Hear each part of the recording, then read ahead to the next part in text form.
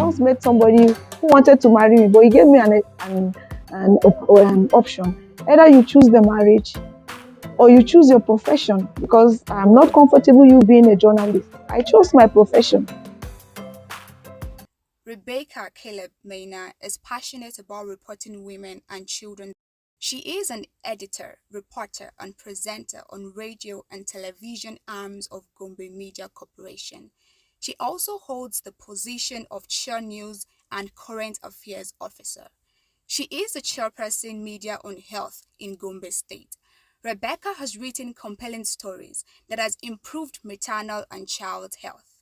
Through her reportage, she advocated for the passage of Child Rights Act and Violence Against Persons Act, which has now been passed into law in Gombe.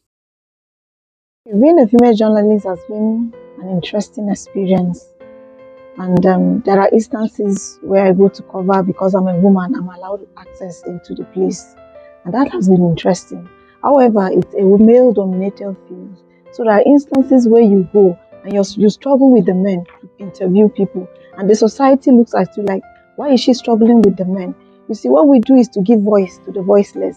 But however, we women in the profession are seen as loose women because you interact with the high and the mighty. And so you have problem with the men you are interviewing, and even the male colleagues you want to interview. But you notice that before you struggle to get to interview, especially in a crowd, getting somebody to interview, it's actually been very difficult. And then when you meet the men that you want to interview, sometimes they make sexual harassment. That is, you are harassed. They tell you things. Sometimes they want to even touch you, and then you have to exchange phone numbers because you want to make contact. And in that phone, the man tells you, I remember I once went to a place to interview this head, and the man said, I didn't know there are beautiful women in Gombe, and I've been here for a while. I wish I've met you before. And I felt embarrassed because that statement alone is an embarrassment to me. And then when I stepped out, the spokesperson of that organization was also making advances at me, and it was challenging. So going to that place, and it was a bit I needed to cover virtually every week. And it was very difficult to me because the spokesperson was making some sexual statements that was not appealing to me, and the boss himself. So what I did was to hold on for a month. I stopped covering that particular area for a while. I gave them break. Then later, thank God, the person was transferred, and then a better person came up. The society that you also want to give them voice. They feel when you talk to them, they feel no, you a woman journalist. Why should you? Why would you want to interact with men? You interview the commissioner, you interview the president, you interview.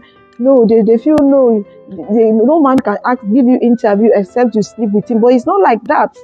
You meet these people, they talk to you. What we want to do is to give voice to the voiceless. We want people to be heard. But at the cost of doing our job, even the society that we're helping don't see us like people of integrity. I will share an experience. I once met somebody who wanted to marry me, but he gave me an option. Either you choose the marriage or you choose your profession, because I'm not comfortable you being a journalist. I chose my profession because that's where I find pleasure in. And journalism has made me who I am. It did not only give me opportunity to talk to the people, give them voice, but it also made me realize who I am.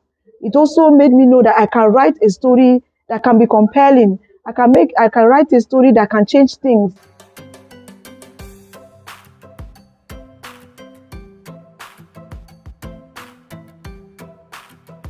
So being a female journalist has been great. I know there are places we go because it's a women area. The men, when you go with the men, when you interview them, the women will not talk. But we, the women, we have this opportunity. When you go and meet the women, they talk. They tell you what they are experiencing. They tell you this is what they are suffering. They tell you that, yes, I want to talk, but because the men have not made me talk. So they share your experience, and we tell the world. And you see that if you notice of recent issues of gender-based violence, it's the women that brought it up. It was the women journalists that started speaking, and then we saw FIDA joining and other female group joining. It's the he or she's that are coming up. They're supporting the women to be who they are. If we have such men coming up, the narrative will change.